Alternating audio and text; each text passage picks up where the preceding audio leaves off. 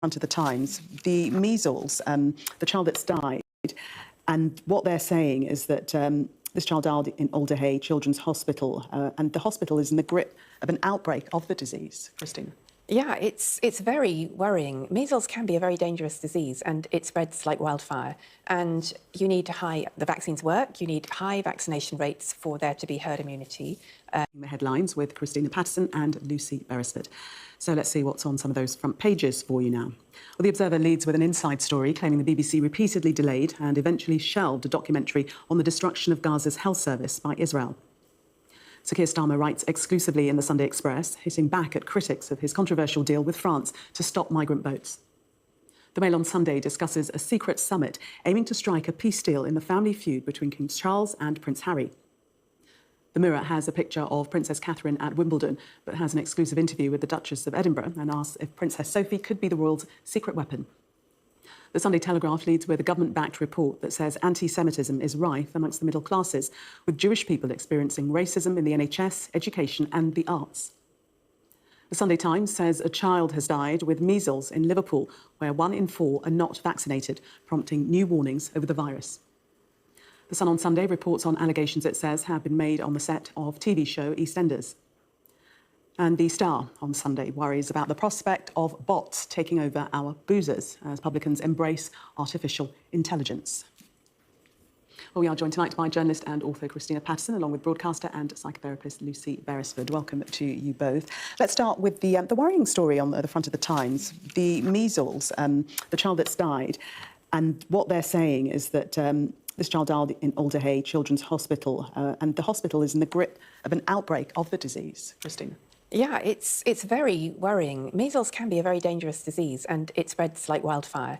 And you need the vaccines work, you need high vaccination rates for there to be herd immunity, about 95%, and vaccination rates have dropped. And that has, as we know, there's been a lot of suspicion of vaccines in recent years, not least the COVID vaccine.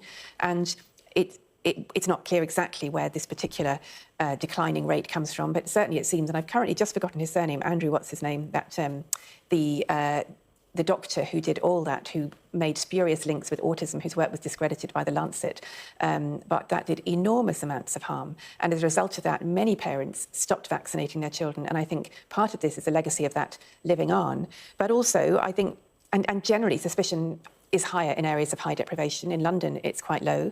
And in Liverpool, in this particular area, vaccination rates are 73%, the uptake rate for children by the age of 5, which is far too low to have herd immunity. And I mean, this is potentially really tragic because a child has died, more might die. And if we don't get vaccination rates up pretty quickly, more children will definitely die. So it is worrying. Yeah, the article saying the number of children being treated at Alderhay has public health officials worried that the virus could take hold and spread like wildfire.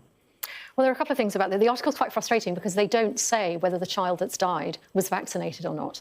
But it did have measles, and that's the key, that actually this is a very strong illness. It affects not just children, but also, particularly if you're pregnant. I mean, we know that German measles is very dangerous to women in pregnancy, but also measles is as well. And it can impact, whether your baby goes for full term or whether it's, low birth weight or whatever. So the ramifications within the community are more than just children. And what the paediatricians are saying is, because they've got at least 16 people in Alderhay alone, that's one hospital in one city in the country, they do worry that actually this could be spiralling out of control in other cities. But as Christina says, that there is a question mark, or there has long been a question mark over vaccinations for children, which only intensified during the COVID pandemic. And if you've got people like Robert Kennedy in America, who are notoriously anti-vax, talking not just about not having vaccinations, but actually promoting people in senior positions who hold similar views to him, you can understand how a situation could take hold in a country like this, where, as I say, that you need that 95% vaccination rate for herd immunity. But what you've got in really major cities and conurbations like London and Liverpool is that it's down to maybe only 1 in 4 who are not vaccinated at all, and that just is a ticking time bomb, really. Yes, Alderhay, to combat the low vaccination rate, they've started to vaccinate children in their A&E department and those that might have missed out on the jab, so they're obviously taking moves to get that rate up. Let's turn to the Telegraph, Christina, and this report done into anti-Semitism, finding that Jewish people in the UK are suffering increasing prejudice in professions, cultural life and public services.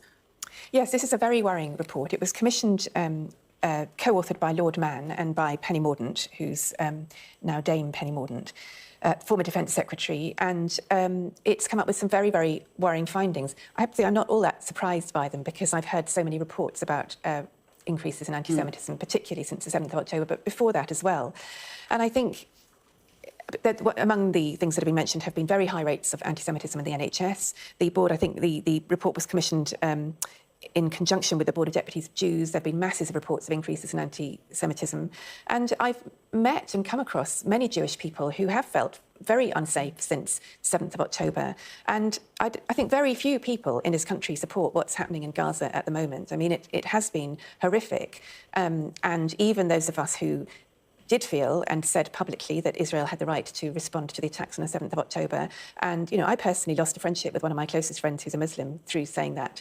And I've in fact also lost a friendship with a Jewish friend because I've not been 100% consistent, I don't support what Netanyahu is doing. But you cannot conflate being Jewish with supporting the Israeli government. And clearly that's what many, many people are currently doing. So I think this is a very worrying report. And there are various measures that have been suggested in response to it. One is giving people basic training in their workplace about anti-Semitism, which I think probably isn't a bad idea. And generally kind of, people have talked in universities about Jewish students seeing their teachers on demos promoting the Antifada. The Antifada is violent attacks on Israel. Nobody should be promoting violent attacks on anybody in a public place or a private place. So it is alarming, and I do hope that people, action will be taken as a result of this. And what is quite alarming about the report is that it's pervasive, isn't it? It's all areas of society. They're saying that the health service found many Jewish employees within the NHS felt that issues in their workplace were being swept under the carpet. Yes, and that's why the headline is slightly misleading in a way, because it isn't just rife amongst the middle classes. And that, in a way, is kind of skewing you and imagining that it's, again, you're othering certain people who might be anti-Semitic, and you're giving absolutely the impression that everybody else is pretty OK and doesn't need to be kind of challenged or re-educated. But then when you read further into the article, it is a little bit more open about what the report is saying, which is very much about these cultural institutions and places like the NHS, universities up and down the country, who've obviously just got this blind spot. It's almost as if they're not even aware that they are anti-Semitic. They come up with anti-Jewish tropes. They maybe perpetuate some of the stereotypes that have long been in history and society. And this kind of report is almost flagging up that, holding up that mirror to nature and saying, this is the problem that's actually happening now. How are we going to address it? And it does come up with some recommendations, education being one of them. But I think that quite a lot of emphasis also needs to go back to the police again, because one of the things that has been highlighted in this is that difference between the fact that this atrocity took place in October 2023. And then thereafter, for weeks and weeks and weeks, every single Saturday, there were marches that were incredibly intimidating to Jewish people, to such an extent that my Jewish friends did not go into the centre of London for months at a time, and nothing was done about it. So if all very and good, highlight the NHS, highlight the universities, don't forget the police. OK, let's turn to the economy now, and also on the Telegraph. And Rachel Reeves, who's not had a wonderful time of it of late, to say the least. She's planning a £1.7 billion tax raid in the autumn. Will use her next budget to increase business rates for department stores and supermarkets. Not going down, you're shaking your head, not going down very honestly, well for the business community. Does this woman understand anything about economics? I really worry. What was she saying earlier this week? That actually she was going to try and encourage fewer people to save up to £20,000 in an ISA, which is a very safe form of investment and a very very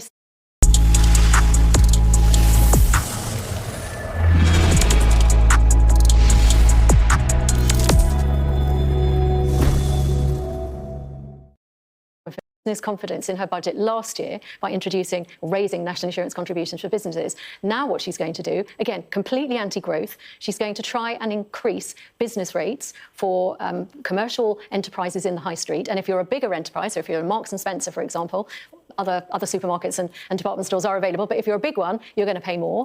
And if you're small, then it doesn't really matter because you're only going to have a little increase. But what she doesn't really understand is that in the high street or in a shopping mall, some of these really big stores, they're like the anchor traders. You get them in place, you get your Primarks, and that's when the other retailers come in. So again, who's going to pay? Who's going to end up paying for this? It's going to be the consumer, because places like John Lewis, Marks and Spencer, small, little, tiny greengrocers, they're going to have to pay more for their business rates, and they'll pass that on to the consumer. We could see the larger retail stores simply close. Yeah, I mean, I think most of the high street is struggling enormously at the moment, but I don't think it's fair to say that Rachel Reeves doesn't understand economics. I think her hands are so tied on every front. It's very hard to see what good options she has, because they tried welfare reform and their MPs wouldn't allow them to do that. They wanted to cut back on the two-child benefit limit, but that, I imagine that won't be possible now because they're so boxed in. They had to U-turn on the winter fuel allowance because there was such a backlash amongst people for that. They can't touch the triple lock because those are the people who vote and because it's like a sugar. Well, they could. If they were politically brave, they could. And yes, also she doesn't... Well, they've tried to be. I mean, I personally think they should. But they've tried to be politically brave and it doesn't really help them. And as we saw from her tears that sent the markets into turmoil, her fiscal rules clearly matter to the markets. Whether we like that or not, they do. So her options are very, very limited. And I think they probably will have to raise one of the taxes they said they wouldn't raise, income tax or national insurance or one of the others. But I do think all of this is about trade-offs, and there are no good options here. Someone will pay with every one of those options. It's not necessarily about the markets not wobbling about the fact that she may or may not destroy her own fiscal rules. It's the lack of transparency. I think it's that lack of... If she had a good narrative to tell and she was able to convince the markets and convince her own backbenchers, the markets would be much more forgiving because they know the position she's in. Wobble when she had a wobble. Well, that was because they didn't even know whether she would be in place by the end of the day. The fact that because she was staying, they actually stabilised. So it's absolutely right, absolutely right. But there is much more to say on this. But we have run out of time. Okay. We have run out of time. So thank you very much for the moment. Coming up, an early report into last month's Air India crash leaves plenty of questions unanswered. We'll have that story next. Do stay with us.